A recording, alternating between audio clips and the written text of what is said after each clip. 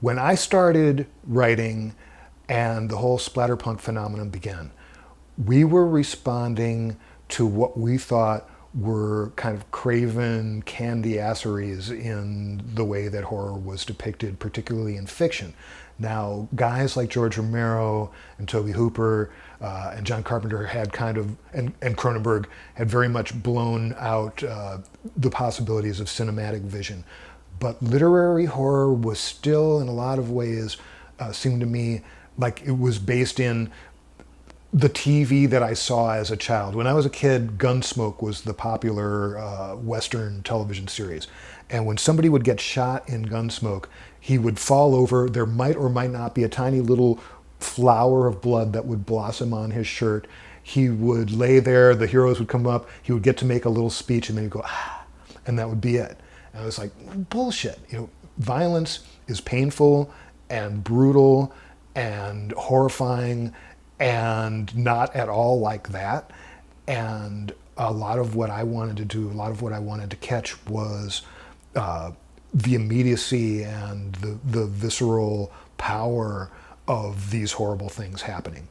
So we were very graphic. We were graphic in terms of the violence, in terms of the language, in terms of the sexuality, in terms of the ideas.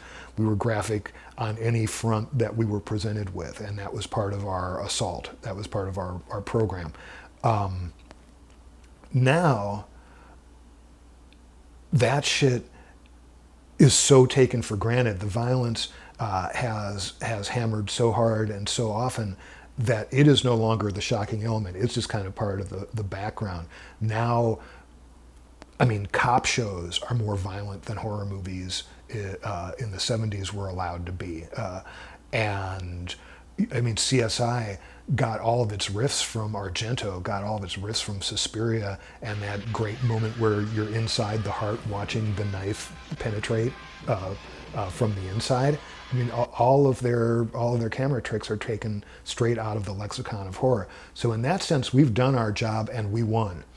The bad news is once all the nerve endings have been blunted by savage hammering, what's left to do? And I think the answer is that you have to make it personal and make it smart and make it scary and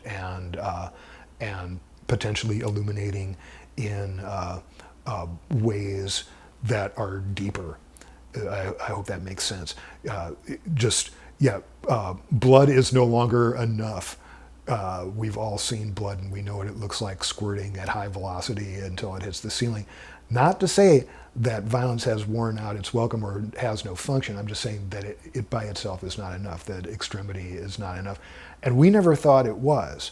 One of the weird things is Splatterpunk was, in a lot of ways, it was kind of a revolutionary act. It was a response to what we were seeing.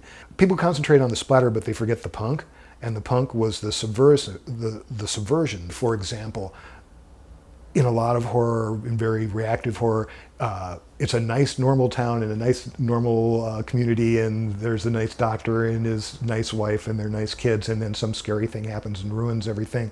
And in the end, they kill the monster, and order is restored, and everything's all good again. But I think part of what we were trying to postulate is that things were kind of like incredibly screwed up before the monster showed up, and that it kind of just revealed the horror that was already there, and removed the idea that there was this nice status quo we could ever get back to. And I think. But it's very strange. One of the things that's happened with modern horror, I think, is that it's gotten very, very cynical. It's afraid to show its heart anymore because everyone's going to think you're a pussy if you admit that you have actual human emotions. Now everything's extreme and everything's got to be so hardcore that, if you haven't just out eviscerated the last guy, then you're not cool. This is part of what we were accused of doing at that time, and I never looked at it that way. To me, it was not like a gross out contest. To me, it was more like, okay, how can we cut to the most telling image? How can we whack the fuck out of you in a way that we know for a fact when you leave here you have felt it? How can we nail you inescapably what it is that we're trying to get across, whatever story it was. What is the fucking point? That's what you want to get back to, is what is the fucking point of this? If it's all about effect for you, there is no fucking point. You know, that you're not trying to make one. And this is one of the things that happens so often with horror film, and to an alarming extent with horror novels, is that if you just go through all of the motions, if you think that there's some sort of formula and you just connect those bloody dots, then you will have a great success. Basically, yeah, that is a formula for boring the tits off of people who've seen it now 1,000 times. If you want to actually get people going, you're going to have to figure out some new strategies, and you're going to have to pull out some surprises. You're going to have to take all those nice formulas that you've worked out and break them, systematically break them in clever ways that shock you. When you are shocked, then there's a very genuine chance that you might be able to shock somebody else. But if you're already yawning behind the camera because you know where everything's going, guess what the people watching this shit are going to be doing? I don't know. I think it's going to look like that. Yeah. So, yeah, the trick is to find the things that are still shocking. I got to tell you, Sandra Bernhardt said a line 20 years ago that I find to be extremely profoundly still true, which is, love is the only shocking act left. We know we're corrupt. We know we're evil. We know that we lie and scheme. We know that we'll kill at the drop of a hat for anything that will benefit us. But what really takes balls is to still love in a world that's that crazy.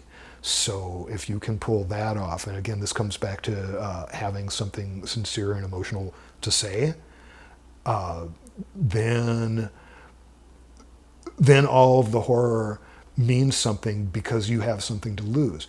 What's the big problem with most horror stories is that you don't give a shit about the people. And this has been a problem for a really, really, really long time. One of the things that we tried to address with Splat was to create interesting people who were interesting even before their blood hit the ceiling. You know, even before their head came off, they were interesting people. And then if something happened to them, you'd go, oh, no, don't do that to them. I like them. Yeah, if you don't give a shit about anybody, then so what? All they are like colorful meat mannequins that are there to be dissembled at your leisure. The thing that I would love to see from modern horror a lot more often is a point. You know, a point to it, a reason for all the suffering that we've just gone through, and the knowledge that it isn't just the opportunity for us to put a big X in front of our name to show how extreme we are.